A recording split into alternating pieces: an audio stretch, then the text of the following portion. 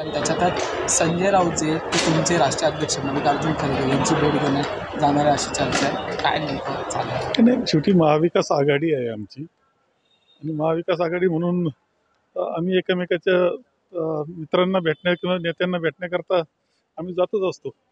त्यामुळं विशेष काही नाही. ते स्वतः खासदार आहेत संजय राऊत.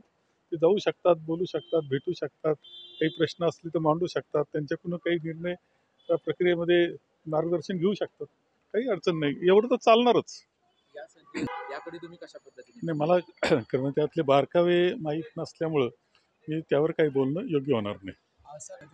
एक लक्षात घेतलं पाहिजे का राष्ट्रीय पक्ष आहेत, आमची नेते मंडळी दिल्लीमध्ये असतात आणि अध्यक्षांना सातत्यानं दिल्लीशी संपर्क ठेवावा लागतो, मार्गदर्शन घ्यावं लागतं.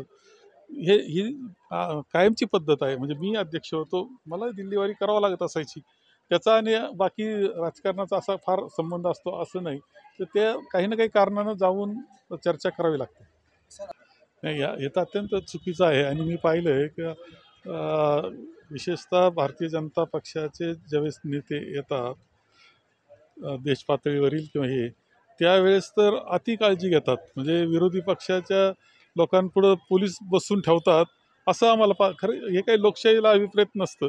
लोकशाहीमध्ये राजकारणामध्ये शेवटी आम्ही काही कोणाचे शत्रू असतो असं नाही.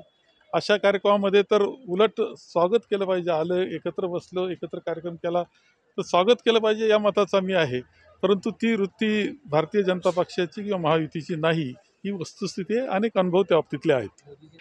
दौरे करतायत, कारण काही असो, परंतु लोकसभेला भरपूर दौरे माननीय पंतप्रधानांचे झाले. फायद्याऐवजी तोटाच झाला आणि महाआघाडी मोठ्या मताधिक्यानं आणि खूप जागा घेऊन विजयी झाली. नाही नाही, धंगेकर अत्यंत योग्य बोलतायत. आता नाही आले ते म्हणून मेट्रो थांबवायची हे काही योग्य नाही. जनतेच्या सेवेला ते उपलब्ध करून देणं हे कामच आहे आणि ते धंगेकर आणि आमचे सगळे सहकारी मित्र करू शकतात.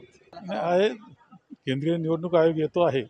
खरंच 1 महिना निवडणुका ज्यावेळेस आपण वन नेशन वन इलेक्शन असं घोषणा करतो आणि ज्यावेळेस संधी आहे की अनेक राज्य एका वेळेस करणं शक्य आहे, त्यावेळेस मात्र ते करत नाही. ही वस्तुस्थिती आहे. महाराष्ट्राच्या निवडणुकासुद्धा केवळ त्यांना सरकारी खर्चानं प्रचार यंत्रणा राबवायची, निर्णय मेळावे घ्यायचे सरकारी खर्चानं, याकरता 1 महिना पुढे नेण्यात आली आहे. आणि हे निवडणूक आयोगानं खरं म्हणजे त्यांच्या ती स्वायत्त संस्था आहे, ती स्वायत्त संस्थेसारखंच वागलं पाहिजे. दुर्दैवानं तसं होत नाही. ही अवस्था आपल्याला पाहायला मिळते आहे. आता तरी कमीत कमी वेळेत निवडणुका झाल्या तर आम्हाला निश्चितपणे आनंद आहे.